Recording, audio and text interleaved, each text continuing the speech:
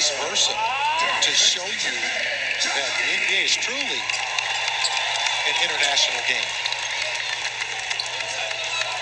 More international players on last year's roster than any other year. Nice cut, man. Little ball fake. Oh, he sprung himself free. That's just a good play from the baseline out of bounds. Thunder executed that to perfection over last season as well. And baseline out of bounds. How about that, the old swing move? CP swing move. And it's not an NBA player doing it. It's an international player doing it.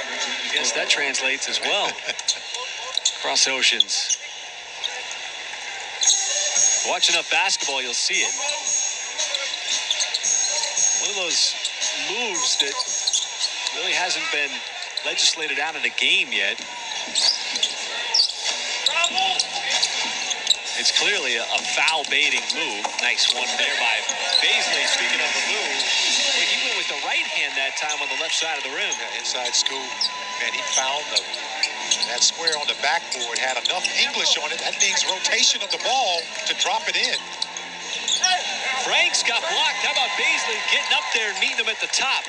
You know, blocking a jump shot. We was talking about that coming out of a break about Darius Baisley. Just impressive. And there's the three. Robinson Earl knocks it down. Just his second shot of the game. And his first three. Three-point make number 9 for the Thunder.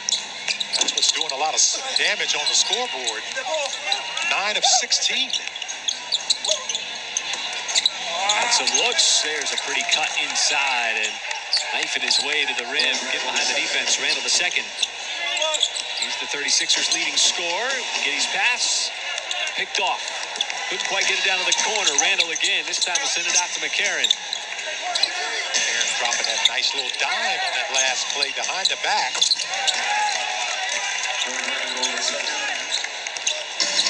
Well, if there's one thing that you can count on, Randall II's going to keep chucking it. Well, he's got a quick trigger. He doesn't need a whole lot of room to get that shot off. Giddy tried that over-the-shoulder float pass intended for Jay Will. One of the rookies. This will be replaced by Aaron Wiggins. Now in year number 2. 3:31 left to go, second quarter.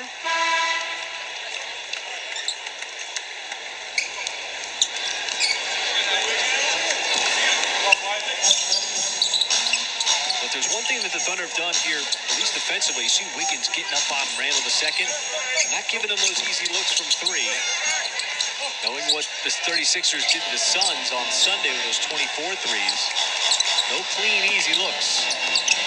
Baisley works his way through the defense. JRE a little too strong that time on the 3. Now Baisley's just being a setup guy on there, collapsing the defense, and then finding the defender, putting that pass on time and on target. Talking about him already in his first half, just opening up his game as his body develops. And for Adelaide, number 44, It's just remarkable how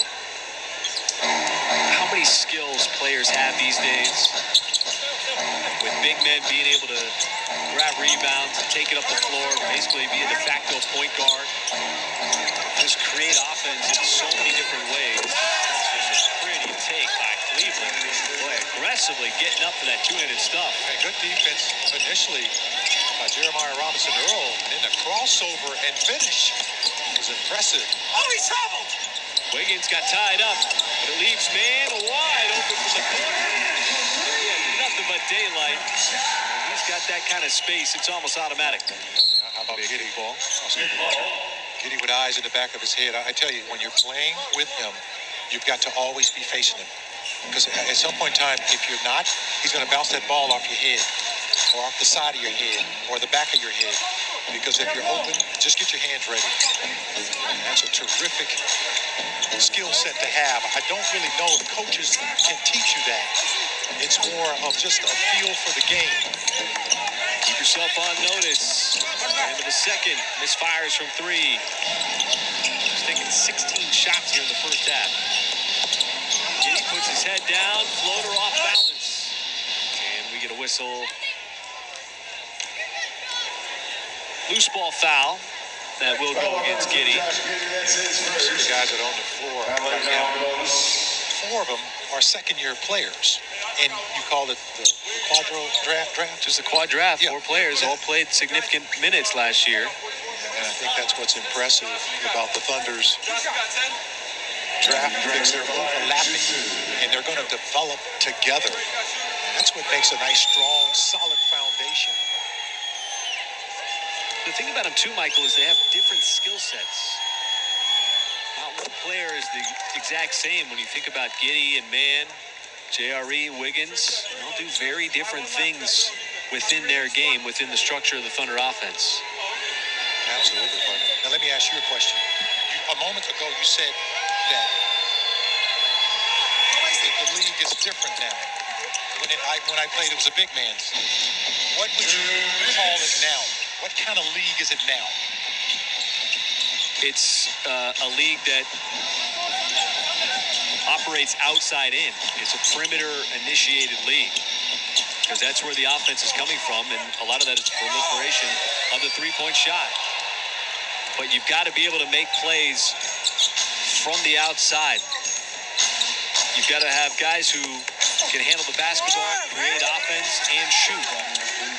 And that's what makes it hard for teams to defend you. When you have guys who can make multiple actions out there on the floor, you don't necessarily, have one point guard. Many times you have 3 point guards or 2 other guys with point guard skills on the floor. That's why we've heard the emphasis from Mark Daigneault so much of having multiple playmakers. It just makes your offense so much harder to defend. And when you look at the teams that have gone deep into the postseason, it's those perimeter playmakers that are often the difference makers. 36ers with a little run here, 11-3. And with Antonius Cleveland at the free throw line, gives us a chance to talk with Nick. Well, guys, Antonius Cleveland actually played for about half a season here with the OKC Blue. He played in a lot of different stints throughout his NBA and G League career, but seems to have found a home in the NBL, played for Illawarra Hawks, and now is playing for, obviously, the Adelaide 36ers on a longer contract. And it's just a great example of how the Thunder wants players to come out of their system, including the OKC Blue, better and more prepared for the rough and tumble life that is professional basketball. So to see a guy like Antonius Cleveland come into the OKC Blue program and then immediately afterwards get these opportunities at the professional level in Australia is a really good sign to know that your program is helping these players along in their journeys. No doubt about it. He's got 28 NBA games under his belt. So we're under a minute to go here, first half. Man, his patent step back jumper, and he shows it brilliantly. Just making it do what it do, baby. Man, just dancing with the basketball. Even had another defender come over and help out to no avail. Just beautiful basketball. Giddey's going to rip away that rebound. You see him stampeding ahead. And man, couldn't handle the pass. Came in blistering hot. Nick will have an interview with Australian basketball legend